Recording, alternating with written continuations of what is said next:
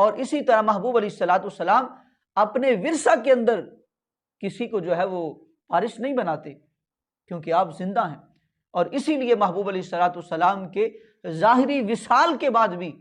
محبوب علیہ الصلوۃ والسلام کی ازواج مطہرات امہات المؤمنین جو ہے ان کے لیے کسی سے نکاح جائز نہیں ہے۔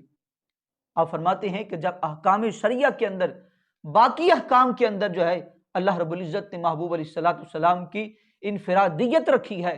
تو فرمایا نکاح کے معاملے کے اندر بھی اللہ رب العزت نے اپنے محبوب کی انفرادیت رکھی ہے، اپنے محبوب کا امتیاز رکھا ہے۔ لیکن پھر بھی محبوب علیہ الصلوۃ والسلام نے نکاح فرمایا تاکہ کوئی انسان ایسا نہ ہو کہ وہ نکاح ہی نہ کرے، اور کئی جو مصلحتیں، کئی حکمتیں جو ہیں نکاح کی ان سے محروم ہو جائے۔ محبوب علیہ الصلوۃ والسلام نے جو ہے نکاح بھی کیا، حق مہر بھی دیا، باریوں کی تقسیم بھی کی تاکہ میری امت کے لیے رہنمائی بن جائے۔ اور پھر محبوب علیہ الصلوۃ والسلام نے حسن سلوک بھی کیا، حقوق کو بھی ادا کیا۔ آپ کے حسن سلوک کے تو کیا کہنے، آپ کا حال یہ تھا، فرماتے ہیں کہ احادیث مبارکہ کے اندر آتا ہے کہ محبوب علیہ الصلوۃ والسلام حضرت خدیجۃ الکبریٰ رضی اللہ تعالی عنہا کے وصال کے بعد بھی آپ کی وفاؤں کو یاد کیا کرتے۔ اگر آپ کی کوئی سہیلی مل جاتی تو آپ کتنی کتنی دیر بیٹھ کے ان سے باتیں کیا کرتے، پوچھا کرتے کہ بتاؤ کہ فلاں بات کیسی تھی، فلاں معاملہ کیا ہوا تھا، تاکہ اپنی زوجہ محترمہ حضرت خدیجۃ الکبریٰ کی وفاؤں کو یاد کیا جائے۔ اور پھر آپ کے کیا کہنے تھے کہ حضرت عائشہ الصدیقہ رضی اللہ تعالی عنہا، آپ فرماتی ہیں کہ محبوب علیہ الصلوۃ والسلام کی یہ عادت مبارکہ یہ تھی اور حسن سلوک کا عالم یہ تھا، فرمایا کہ اگر میں پانی پیتی تھی تو فرماتی ہیں کہ فَيَدَعُ فَاهُ عَلَى مَوْضِعِ فِيَّ، فرماتی ہیں کہ جہاں میں نے اپنا منہ رکھا ہوتا تھا محبوب علیہ الصلوۃ والسلام اپنا منہ مبارک وہیں پہ رکھ کے جو ہے وہ پانی پیا کرتے تھے۔ اگر میں نے گوشت کھایا ہے تو فرمایا کہ اس گوشت کے جہاں پہ میں نے منہ رکھا تھا وہیں پہ محبوب علیہ الصلوۃ والسلام اپنا منہ مبارک رکھ جو ہے وہ گوشت کو تناول کیا کرتے تھے۔ تو یہ محبوب علیہ الصلوۃ والسلام نے اتنا جو ہے وہ حسن سلوک کیا ہے۔ اور پھر محبوب علیہ الصلوۃ والسلام کے حسن سلوک کا عالم یہ تھا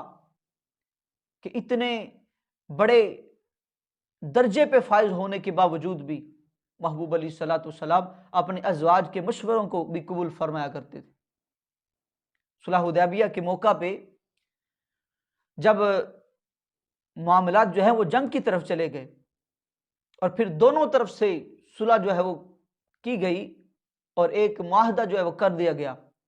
لیکن صحابہ کرام رضوان اللہ علیہم اجمعین اس بات پہ مصر تھے کہ آج ہم نے عمرہ کر کے ہی جانا ہے۔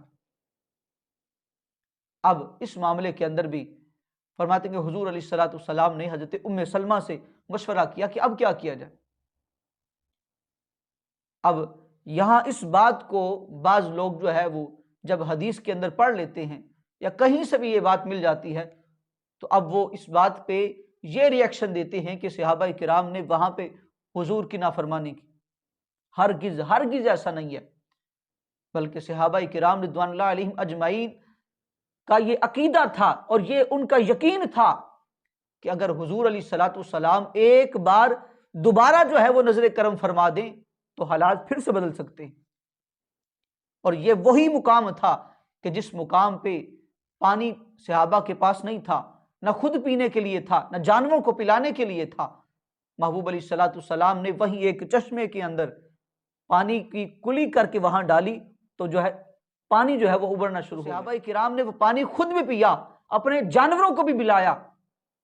اور پھر کسی نے پوچھا کہ بتاؤ نا کہ اس وقت تم صحابہ کتنے تھے؟ تو صحابہ کرام رضوان اللہ علیہم اجمعین نے کہا کہ بات چھوڑو کہ ہم کتنے تھے، فرمایا اگر ہم جو ہے 1500 بھی ہوتے تو وہ پانی 1500 کے لیے کافی تھا۔ تو صحابہ کرام نے تو وہ مقام محبوب علیہ الصلوۃ والسلام کا دیکھا تھا، حضور کی ذات پہ ان کا یقین تھا کہ اگر حضور علیہ الصلوۃ والسلام ایک بار جو ہے نظر کرم فرما دے تو حالات بدل سکتے ہیں۔ اب حضرت ام سلمہ رضی اللہ تعالی عنہا ام المؤمنین نے حضور علیہ الصلوۃ والسلام سے فرمایا کہ یا رسول اللہ صلی اللہ علیہ وسلم، آپ کسی سے کچھ نہ فرمائیں، آپ اپنا احرام اتار دیں، حلق کروا لیں، قربانی کر دیں۔ فرماتے ہیں کہ حضور علیہ الصلوۃ والسلام نے اسی طرح کیا۔ تو جب صحابہ کرام رضوان اللہ علیہم اجمعین نے دیکھا کہ حضور نے یہ عمل فرما دیا ہے، گویا کہ یہ حضور علیہ الصلوۃ والسلام کا حتمی فیصلہ ہے، تو فرماتے ہیں کہ صحابہ کرام رضوان اللہ علیہم اجمعین نے حضور کے اس عمل کو جو ہے عملی جامہ پہنانا شروع کر دیا۔ اب حضور علیہ الصلوۃ والسلام نے اپنی زوجہ محترمہ کا مشورہ بھی قبول فرمایا۔ یہ حضور علیہ الصلوۃ والسلام کا حسن سلوک ہے۔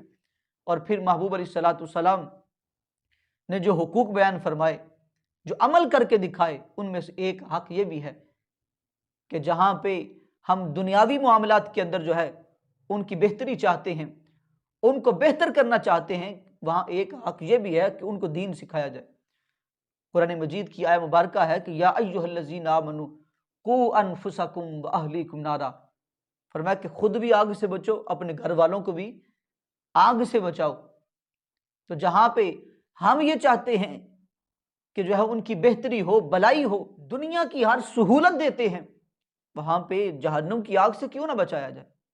ان کو دین سکھایا جائے، ان کو حضور علیہ الصلوۃ والسلام کا اسوہ حسنہ بتایا جائے، ان کو نماز کا حکم دیا جائے، اس کو روزے کا حکم دیا جائے، اس کو جو ہے درود و سلام کا حکم دیا جائے۔ اور پھر محبوب علیہ الصلوۃ والسلام کا حال تو یہ تھا، فرماتے ہیں کہ وہ امہات المؤمنین، ازواج مطہرات جن کو محبوب کے لیے رب نے چنا تھا، فرماتی ہیں کہ ان ازواج کے لیے محبوب علیہ الصلوۃ والسلام جب کبھی رات کو اٹھا کرتے تو کبھی کبھار جو ہے وہ اپنی ازواج کو بھی اٹھایا کرتے۔ احادیث مبارکہ کے اندر آتا ہے کہ ایک مرتبہ نبی کریم علیہ الصلوۃ والسلام رات کے وقت بیدار ہوئے، خود کی عادت تھی، فرماتے ایک مرتبہ جب بیدار ہوئے تو اٹھتے ہی محبوب علیہ الصلوۃ والسلام نے فرمایا سبحان اللہ، فرمایا پاک ہے وہ ذات، اور پھر فرمایا کہ آج کی رات کتنے ہی فتنے جو ہے وہ نازل کیے گئے، اور آج کی رات کتنے ہی خزانوں کو کھولا گیا ہے۔ اور پھر محبوب علیہ الصلوۃ والسلام نے فرمایا ایقظوا صاحبات الحجر، فرمایا کہ ان حجرے والیوں کو بھی اٹھاؤ، یعنی کہ ازواج مطہرات کو اٹھانے کا حکم دیا۔ اور پھر محبوب علیہ الصلوۃ والسلام نے ایک فتنہ جو اس زمانے کے اندر ہر طرف جو ہے وہ گردش کر رہا ہے اور ہر گھر کے اندر جو ہے یہ وبا پھیل چکی ہے، محبوب علیہ الصلوۃ والسلام نے فرمایا فربا کاسیۃ فی الدنیا عاریۃ فی الآخرہ، فرمایا کتنی ہی عورتیں جو باریک لباس پہنتی ہیں دنیا کے اندر، فرمایا کل قیامت کے روز جو ہے وہ ننگی ہوں گی، کل قیامت کے روز وہ بے لباس ہوں گی۔